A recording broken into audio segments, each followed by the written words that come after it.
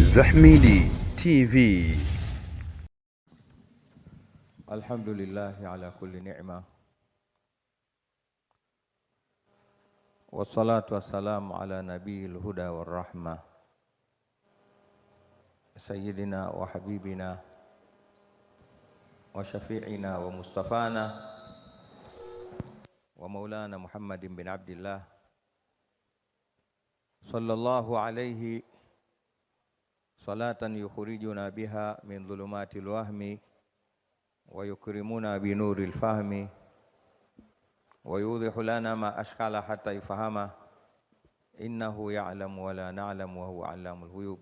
Rabbi shrah li sadri wa yassir li amri wahlul 'uqdatam min lisani yafqahu qawli. Amma ba'd.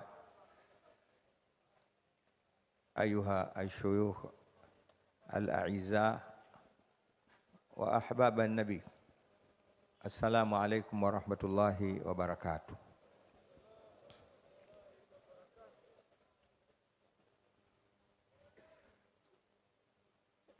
Nianze kwa kumshukuru Mola Subhanahu wa Ta'ala, naye ndio mwenye haki ya kushukuriwa.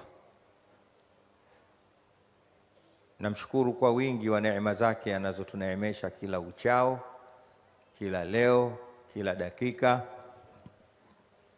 lakini haswa namshukuru yeye mno kwa kunijalia nami katika mwaka huu wa 1448 2026 kuwa ni miongoni mwa waja wake aliowahitari kuhudhuria hadhara hii tukufu kwa ajili ya kusherehekea, kufurahi, lakini kumtaja, kumtashkhis mtukufu wa daraja kipenzi chake mtume wake wa mwisho bwana wetu Muhammad sallallahu alayhi wasallam katika viwanja hivi vya Makadara katika mji huu wa Mombasa. Namshukuru mno kwa kuniingiza katika tarehe ya umri wangu kwamba nami niliwahi kuhudhuria katika usiku huu mtukufu pahala hapa kwa ajili ya jambo hili tukufu. Niongeze hapo kumuomba baada ya shukurani zangu za dhati kwake, basi ajalie mkusanyiko wetu huu uwe ni miongoni mwa ile mikusanyiko itakayokuja kutushuhudia kwa kheri na kuongeza uzito katika nyizani zetu za kheri katika siku ambayo la yanfa'u malun wala banun. Sote kama anavyosema mwenyewe, tuondoke hapa hali ya kuwa ni wenye kusamehewa makosa yetu, tuwe ni wenye kutengenezewa mambo yetu, lakini kila zito liwe katika sura ya wepesi. Lakini pia baada ya kumshukuru Mola Subhanahu wa Ta'ala, ni washukuru kamati ya maandalizi ya jambo hili tukufu, kwanza kwa kulipamba na kuliweka katika sura kama hii ambapo yoyote atakayepita karibu atavutika kutaka kujua nini kinasemwa, nini kinafanywa hapa. Hii ni juhudi mashkur inayotakiwa pia ishukuriwe na ipongezwe. Lakini kikubwa na washukuru mno nami kunialika katika hadhara hii. Ni juzi tu nilikuja kwa ajili ya maulidi yale ambayo wengi sura zao naziona hapa, wazee wangu tulikusanyika pale, lakini pia nikaalikwa katika hadhara hii. Najua hili si kwa lolote, si kwa kipya nilichokuwa nacho hata kidogo, hasa ukizingatia mimi ni katika wale ambao popote wanapokwenda basi maneno ni yale yale, hawana walichokuwa nacho isipokuwa bidhaatu muzjat. Lakini najua ni mapenzi. Innal ladhina amanu wa amilu salihat sayaj'alu lahumur rahmanu wuddan. Ni mapenzi. Mwenyezi Mungu awajalie na awalipe kila la kheri kwa kunikimbizia nami katika kheri kama hii. Nimalize ukurasa huo kwa kumswalia kipenzi chake Mtume Muhammadin sallallahu alaihi wasallam, nabiyur rahma. Nitangulize mapema, nimemsikia MC akisema sasa umefika hasa ule wakati tuliokuwa tukiusubiri. Nimelisikia neno hilo kwamba sasa ndio ule muda tuliokuwa tukiusubiri. Hayo ni mapenzi tu. Nimemwambia habibi hapa, sina jipya. Kama nilivyosema mara ile, mimi ni sawa na huyo mtu aliopeleka kikasha cha tende eti ni zawadi katika mji wa Madina. Sina chochote. Ilivyo siku zote msafiri akienda ugenini, kinachokusudiwa na kutarajiwa kwa mgeni kwenda kuchukua ili arudishe. Fasafir fa inna fil asfari khamsu fawaid: tafarruju ham wa iktisabu maisha wa ilm wa adab wa suhbatu majid. Maneno aliyosema zamani imamu wetu Muhammad bin Idrisa Shafi rahmatullah alayhi. Msafiri anakuja na mambo matano kutoka huko. Kwanza, tafarruju ham, stresi zake zenda kuisha huko anapokwenda, na sisi tuna mazonge ya kichwa, tumekuja kupunguza zile stress. Waktisabu maisha, na kuchuma maisha, tuje kujifunza namna gani watu hutafuta maisha. Lakini urafiki, elimu, hayo ndo tunakuja kuyataka huko, lakini si kwamba eti sisi tutaleta chochote kipya. Kwa hiyo maneno haya ni ya mapenzi tu, kwamba sasa umefika ule muda ambao ndio sasa tulikuwa tukiusubiri. Muda wenyewe ni huu wa kuzaliwa Mtume Muhammad sallallahu alayhi wasallam. Tumemsikia Habib katika hutuba iliyotangulia ambayo tumestafidi mno, ikielezea munasaba wa siku yetu kama hii, na Mwenyezi Mungu amlipe kila la kheri. Binafsi imeniongezea maarifa sana. Tumeelewa kwamba siku hii ni siku bora kuliko siku yoyote duniani, iliyotajwa na wala isiyotajwa. Hakuna siku inayoshinda siku aliyozaliwa Mtume Muhammad sallallahu alaihi wasallam. Abana mauliduhu antibi unsri, mpaka mwisho sote tunajua. Kwa hiyo siku hii kama alivyosema msemaji wa mwanzo, Mwenyezi Mungu amlipe kheri, ni siku bora. Mimi labda kama ndio nitatamka kitu katika hadhara kubwa kama hii, ni kujaribu kukumbusha. Tumesikia siku ni bora. Kwa sababu gani? Fihi ulida nabiyu Muhammad sallallahu alayhi wasallam, sharaful makani bil makini. Ndani yake amezawa na kuzaliwa Mtume sallallahu alayhi wasallam. Haiwezekani siku kama hii ikawa sawa sawa na siku aliozaliwa Walidi Alhadi Umar Kawambwa. Kazaliwa wacha mtaa wa pili, chumba cha pili, watu hawajui kama kuna mtu kazaliwa. Hajulikani. Watu wanafanya mambo yao, na kama wezi wanaiba, kama watu mziki wanacheza, lakini mimi ndo nazaliwa huko. Haiwezi kufanana na siku hii ambayo siku aliozaliwa Mtume sallallahu alaihi wasallam, yaumun tafarrasa fihi alfursu annahum qad undhiru bihululi albu'si wa, wanatajwa hayo kwamba siku hii anakuja bwana huyu sallallahu alaihi wasallam.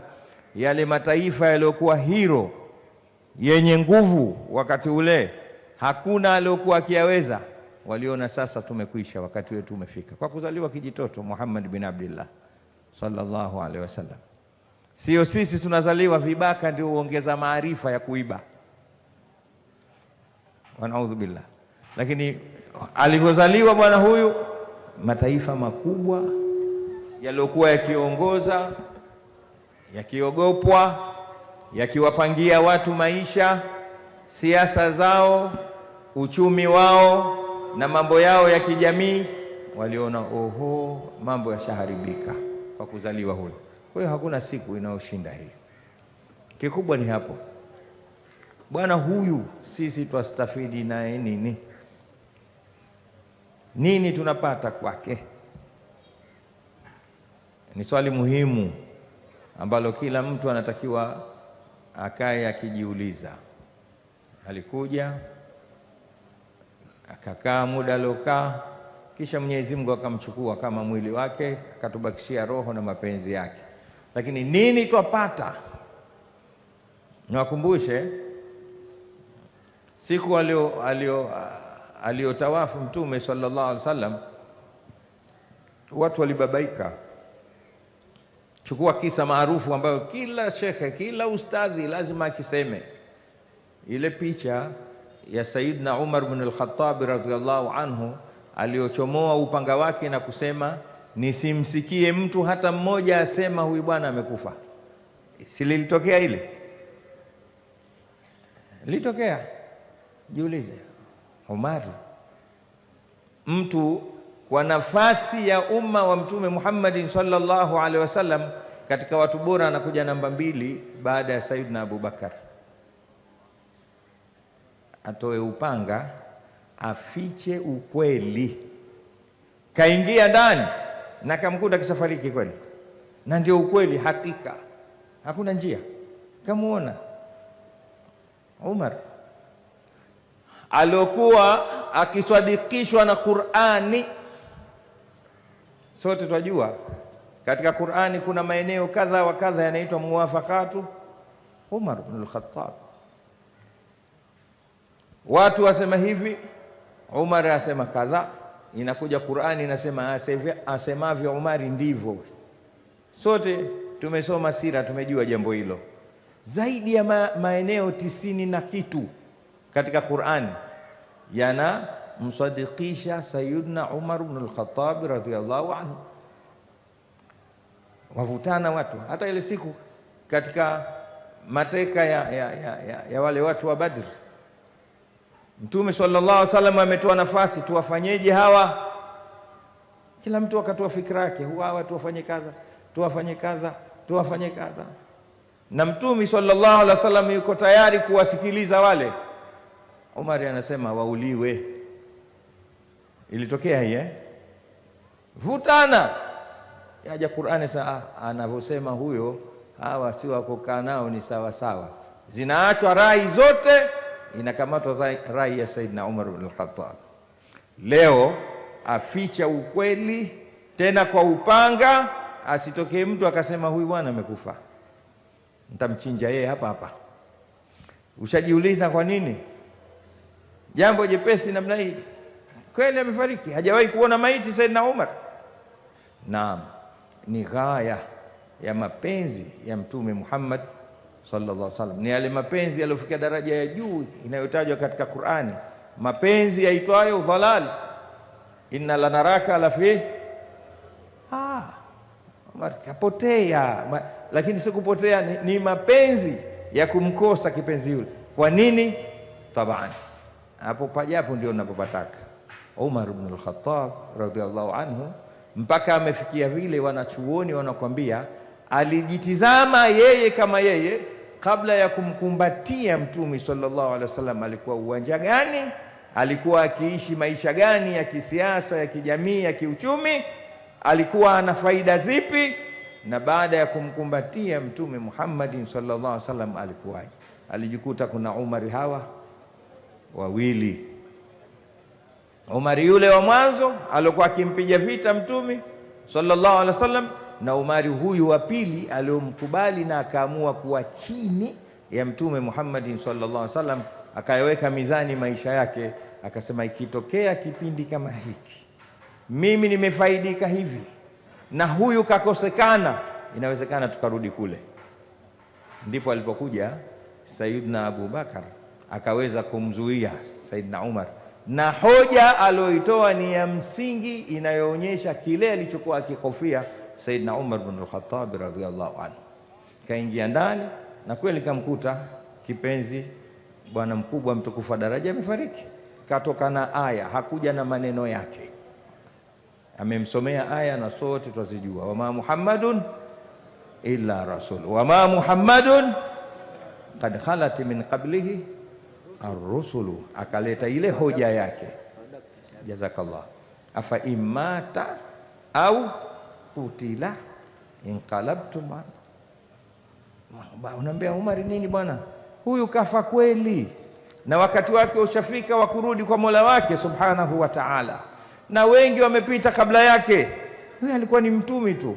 Sasa akiuawa au akifa ndo mna hofu wa kurudi kule?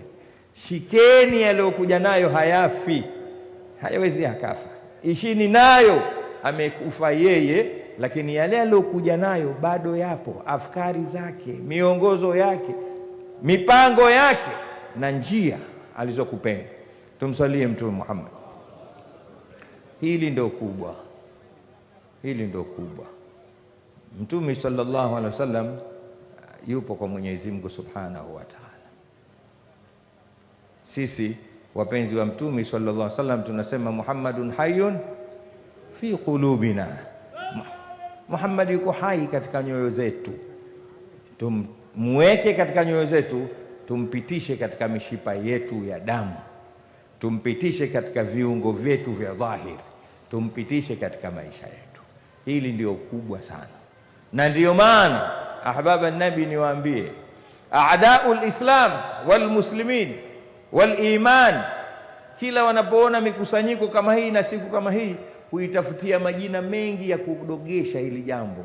Wana akili, kwa sababu wao wana biashara zao, wana mipango yao yote, kama walivyojua wale wafursi tuliowataja katika Burda, yaumun tafarrasa alfursu fihi annahum qad unziru bihululi albusi wan niqam. Bado shombo zao bado zipo na mikia bado ipo. Wakiona haya, na walikuwa washajitahidi kuyaondosha, wanaona haya yanakuja kuhui yale yaliowatisha pale mwanzo, hakuna kitu kingine. Na wanatutumia sisi patikane aya mutashabihat, hadithi wasizozijua kwa sababu ya ufupi wa maarifa yao ya lugha, wanatuletea shuba na kututatiza. Lakini waambie wallahi, siku hii kama tulivyosikia ni siku bora, usiku ni bora kuliko nyusiku zote, kwa sababu hayo makubwa mazito yaliyokuwa wakati ule yalibomoka kwa sababu ya usiku huu mmoja tu. Tumsalie Mtume Muhammad.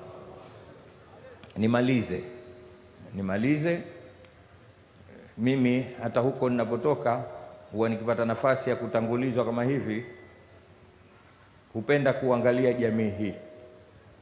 Hawa tuliokuwa tukiwatanguliza wakatusomea kasida nzuri, watoto wetu, wajukuu zetu, virembwe, vinyinginya hivi. Sisi hapa muda mfupi tutaondoka.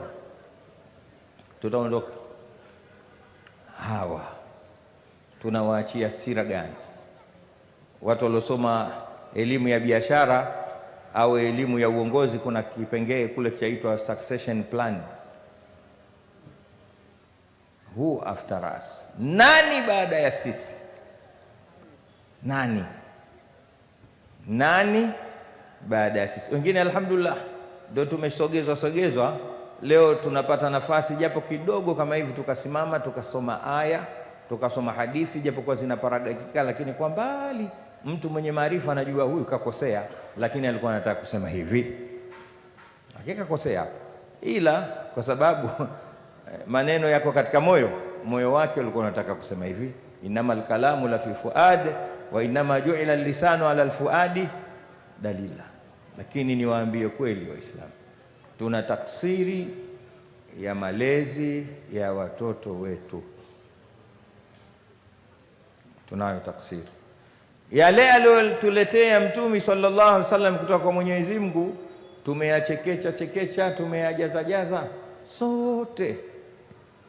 Tuna maeneo mengine tuliyoyashika, hasa katika wakati wa hatari kama huu tuliokuwa nao, wakati wa AI, wakati kama alivyosema mmoja mwenye kusema qulibat mafahimul hayati wabudilat wataghayarat fi asrina al-ashya'u. Mambo yamegeuzwa na wageuzaji. Wakati tunaoishi ni wakati ambao tunatakiwa tuamini, yani huwezi ukaonekana una akili mpaka siku ukiiona juu useme hii ni chini, na chini useme juu, unaambia wewe una akili. Nyekundu useme hii nini? Sema hiyo nyeusi, ambia umesoma. Mchana kwa akili yako useme huu ni usiku wa manane. Hii ni mifano naitoa mara nyingi na pahala pengi.